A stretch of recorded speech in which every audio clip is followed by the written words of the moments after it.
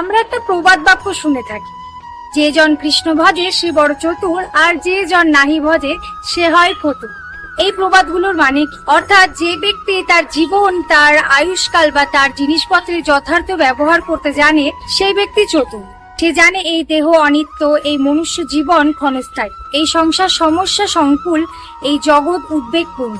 সেজন্য সে নিত্য দেহ, নিত্য জীবন, নিত্য আনন্দময় জগৎ লাভ করার উদ্দেশ্যে পরমেশ্বর ভগবান শ্রীকৃষ্ণের প্রেমময়ী আরাধনায় নিজেকে সংযুক্ত রাখে।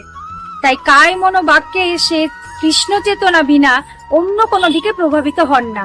অপরপক্ষে যে ব্যক্তি জীবনে যথাযথ ব্যবহার জানে না, সে ব্যক্তি ফতুর বা নিঃস্ব হয়ে যায়।